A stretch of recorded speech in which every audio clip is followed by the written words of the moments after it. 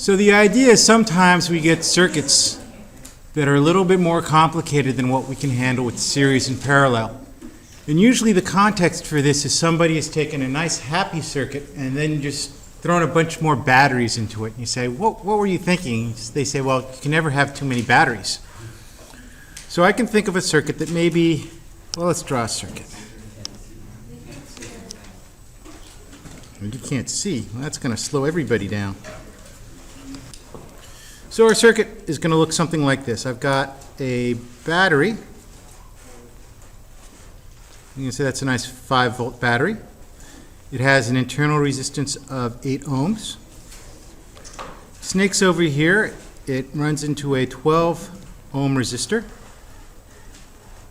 Then comes back. You say, oh, simple, I can totally do that. And I say, well, I'm not done yet. I'm going to attach it to another battery. This other battery has got a 6 ohm internal resistance, and it's a 15-volt battery. And on the way home, we're going to run it through a 20 ohm resistor. You say, oh, that's kind of looking complicated. And I say, I agree, that's kind of looking complicated. But wait, there's more. We're going to stick in another battery here, a 10-volt battery, and that's going to have an internal resistance of 24 ohms. Okay? Before I do anything else, I'm going to make myself a copy because I'm going to want to come back to that guy later. Okay? But first I'm going to draw all over. So you say, well, what would a physicist do? Well, what a physicist would do is a physicist would say, hey, I'm all about Kirchhoff's laws, the physics way. And I know that I have to conserve charge. If I'm conserving charge, then I've got these rules about what happens to current. I have to conserve energy, which means I've got these rules about what happens to voltages as you go around loops. So the first thing a physicist would do is a physicist would start looking, and he or she would say, well, what do the currents look like? And they'd say, well, I've got a current that looks like this. I'm going to call that I1. And I1 hits this junction, and then it splits up, and splits up into I2 and I3. Well, wait a minute, there's another junction over here. I2 comes in, and I'm going to say it splits up into I5. I know it sounds like a freeway. And I4. If you kind of look your way through here, every circuit element, be it a battery or a resistor or whatever, is going to see one of these 5 currents. Okay? But the first thing we need to do is we need to write down laws to tell us what's going on with the currents. So the first thing I'd do is I'd look right here and say, well, the current coming in is I1. How much current do I have going out? Well, it's going to be the same amount of current, but what's coming out I've labeled as I2 plus I3. Okay? So that's the first equation I need. If you look at this, you have 5 unknown currents. So you're going to need 5 equations for 5 unknowns. So then you turn around, you look down here, and you say, well, what's coming in? Well, I2 is coming in. What's going out? Well, I4 plus I5. And what you're probably tempted to do is you're probably tempted to do another junction here and say, well, what do I have coming in? Well, it's going to be I3 plus I4 plus I5. What do I have coming out? I1. So you'd write down I3 plus I4 plus I5 is equal to I1. And then you're probably all happy about this because you see, I have got 5 equations, 5 unknowns, and I've already got 3 of my equations. Okay? Oh, somebody's paying attention. Okay? That third equation is a fake out. Why is that third equation a fake out? Well, if you look at it, it's basically saying I3 plus I4 plus I5 is equal to I1. That's a linear combination of the first 2. Okay? It does not count as an independent equation, so when you're looking for your 5 equations, 5 unknowns, you really only have 2 equations here. So you cross it out and say, drat, I'm not as close to the answers I thought I was. Okay? So you've gone through, you've got these current equations. The next thing to do is go and do equations based upon the loops. So I'd just start right here and I'd say I'm going to go around that loop right there. Let's see what I have. So if I start right there, I've got I1. Oh, nothing seems to happen. Well, at this point, nothing happens to I1. I go through this 12 ohm resistor in the same direction as I3, so I'm going to have minus I3 times 12 ohms. So that's that little segment there. That's just wire. When I go through a battery in that direction, from the negative plate to the positive plate, I add in 5 volts. And then I go through this resistor here, this 8 ohm resistor. And you say, well, what current is that? Well, at that point, that's I1. Okay, because I1 has not been split off. So it's minus I1 times 8. I know. I'm making that into a minus. Okay? And you go around the loop and you get 0. Okay? Now you're a little happier. You say, I'm 3 out of 5. You know, baseball, that's great. In my class, that's not so bad. In other classes, that's horrible. But now you're at 3 out of 5. You want to go for 4 out of 5. You say, okay, well, let's pick this loop right here. Okay? And I just arbitrarily pick what looks like kind of like 11 o'clock. I don't know why. You can pick anywhere you want in the loop so long as you make the full circuit around the loop. Okay? So now you say, well, what's the first thing to do? Well, I'm going to go through that resistor with I2. So I'm going to have minus I2 times 6. I go through this battery, but I go from the positive plate to the negative plate, so it's going to be minus 15 volts.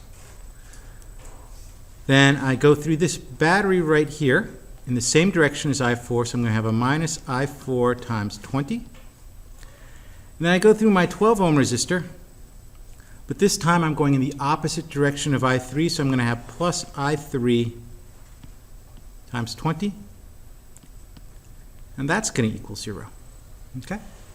Now I'm 4 out of 5 equations. I'm almost home. And I'll start off right here on this last loop. Okay? Oh, I'm sorry. Definitely 12. Glad people are paying attention.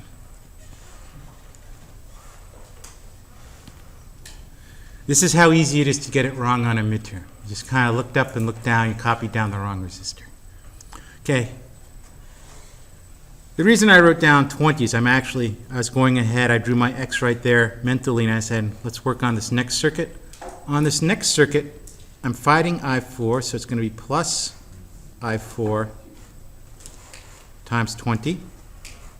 It's going to be minus 10 volts, then minus I5 times 24. That's equal to 0. And in some respects, you're done here. You say, what do you mean? Well, you have 5 equations and 5 unknowns. The bad thing is if you are trying to actually solve this, and electrical engineers can't say, I've got 5 equations, 5 unknowns, and walk away. If you're trying to solve this, then you are in the situation where you have 5 equations and 5 unknowns. So you'd say I1 is equal to I2 plus I3. I2 is equal to I4 plus I5. Then you'd say, okay, now it's going to get a little uglier. Negative 8 times I1 minus 12 times I3 plus 5 is equal to 0. Minus 6 times I2 plus 12 times I3 minus 20 times I4 minus 15 is equal to 0. And then finally, the last one, you get 20 I4 minus 24 I5 minus 10 is equal to 0. And you sit down and say, okay, in theory, my algebra teacher was right. 5 equations, 5 unknowns. This is solvable. In practice, you sit down and say 5 equations, 5 unknowns. You do algebra for a while. You get angry. You go to the internet, see if there are tools that can let you solve 5 simultaneous equations at a time.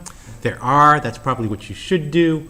Can you use the internet on a test or a desert island? Probably not. So historically, people have figured out much better ways of doing this, because sitting down and saying 5 equations, 5 unknowns is probably not the way you want to start your breakfast. Okay? Or at least I don't. Maybe some people really like 5 equations, 5 unknowns. Some people are nodding their heads. Give me 5 equations, 5 unknowns. Not me. So here's what I'd do. I'd say, let's look back at our original picture here and do things a little bit differently. Okay? So I'm going to do this. I'm going to say, I'm going to imagine a current that looks like that. I'm going to call that I1. A current that looks like that, I'm going to call that I2. And a current that looks like that, I'm going to call that I3. You say, are these the same 3 currents that I1, I2, I3 that I looked at before? And I'd say no. These are very different. Okay? So here's kind of the quick and dirty way of doing it. This is the way an engineer would do it. And they'd say, hey, you know what? I kind of like this idea of going around in circles. That's all fine and good. I'm going to start right here. I'm going to look at this little loop number 1, and as I go around loop number 1, I'm going to follow my current, and the first thing I do is I hit this battery here. And as I hit that battery, I notice that it's got a combination of 2 currents going through it. It's got I1, which is going in the direction I like, and I2, which is fighting me. So I'd say, well, I'm going to say minus 12 ohms times I1, because on my own circuit path, it's a negative voltage. But since I'm being fought by that I2, I'm going to claim that this is plus I2 times 12. So when I look at that resistor, it's going to be the combination of I1 and I2. They fight each other, so they have to have different signs, but they're being multiplied by this 12 ohm resistor. Then I go through, I've got a 5 volt battery, and then I have an 8 ohm resistor. Okay? Bingo, I've just taken care of loop number 1. Then I say, what does loop number 2 look like? Well, I've got this 6 ohm resistor, which has got I2 flowing through it. I have minus 15 volts.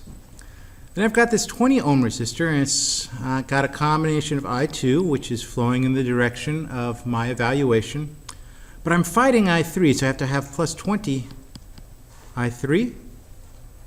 And then finally, my last step is, hey, I go through I2, I go through that 12 ohm resistor again. So once again, I'm going to have terms for that. This is literally just the 3 equations from above for the I1 equals I2 plus I3 sub in. Exactly. Electrical engineers have skipped a step. Okay, what he said is, if you look at the equations above, these guys up here, every time you see an I3, what happens is they say, well, what is I3 really? Well, I3 ends up being I1 minus I2. Okay? So this whole step of figuring out these additional laws from the current, they basically get eliminated for you. Okay? So by looking at the problem differently, setting it up differently, you get to say, instead of having a 5 by 5 problem, I have a 3 by 3 problem, or at least a 5 equations, 5 unknowns. I can turn it into 3 equations, 3 unknowns, by just being a little bit smarter about how I write down my voltages. And of course, we can go through this last one here. This is going to be 20 minus 20 I3 plus 20 I2 minus 10 minus 24 I3 is equal to 0. And now you look at this and you have 3 equations and 3 unknowns. And your life is substantially easier if you're somebody who works things out. If you're somebody who says, I'm just going to make the internet or my calculator do this, you have to press fewer buttons. This calculator can do 3 by 3 matrices. Can it do 5 by 5 matrices? Cannot. There you go. So if you have a calculator that can only do a 3 by 3 matrix, then this is the way to go. Okay? Now, the reality is, on an exam, I probably won't give you a 3 by 3 matrix even for that to solve. Because sitting down and saying, well, I'm going to crank my way through 3 equations of 3 unknowns, That really boils down to testing how fast people can do some sort of tedious algebra. So when I eventually test you guys on this, the question is either going to be on something simple enough so that you can solve it, or it's going to be write down a simplified version of the equations that you would have to solve to get this answer. Okay? Now, I strongly encourage people when they do homework to actually solve it all the way out. But what I mean by that is, don't sit down and solve 5 equations, 5 unknowns. If you're tempted to do that, go to the internet, have the internet solve 5 equations, 5 unknowns for you. Okay? Because otherwise, you're just going to be unhappy. But your algebra teacher will be happy. Okay, so we had an interesting question. And the question was, okay, Marasco, you did this. You set up your currents and you said, I want to do something like this. And we saw that, that worked, that was all fine and good. Could I do something different? And the answer is, of course you can do something different. Now, I suspect what a lot of people would want to do is say clockwise, to heck with that, I'm going to go counterclockwise. Well, counterclockwise, that works too. Then some people say, you know what I really want to do? I want to make some of them clockwise and some of them counterclockwise. And I'm not going to stop you from doing that, but I'm going to say that actually is less useful than you think it is. You say, why is it less useful than you think it is? Well, I suppose I could come up with a very funky looking circuit diagram, but for most circuit diagrams it kind of look like window panes. Or at least for circuit diagrams that look like window panes. There's kind of a built-in advantage to have everything going either all clockwise or all counterclockwise. And what that boils down to is if you see a resistor right here or a resistor right here, when you go and draw in the appropriate mathematical formula for that, it'll be the numerical value of the resistor plus 1 current minus the other current. Okay? And then it'll pair off down here and you'll say, oh, well, I've got the exact mirror image right here. Then you can say, okay, that guy looks like that. I have the exact mirror image down here. For your third row, you'll always have negatives for your I3s and positives for everything else. In your second row, all of your I2s will be negative. All your other currents will be positive. Okay? So they're kind of built-in reasons why you'd want to all go in the same direction. Okay? You don't have to go clockwise or counterclockwise, but if you pick one, it's pretty good practice just to stick with it. Is it absolutely necessary? Of course not. These are all user-defined. But if you sort of start switching directions left, right, upside down, and you're not consistent about it, a very easy double check that you can employ has just basically been sabotaged because you're being stubborn about you want this to go in this direction or that to go in that direction.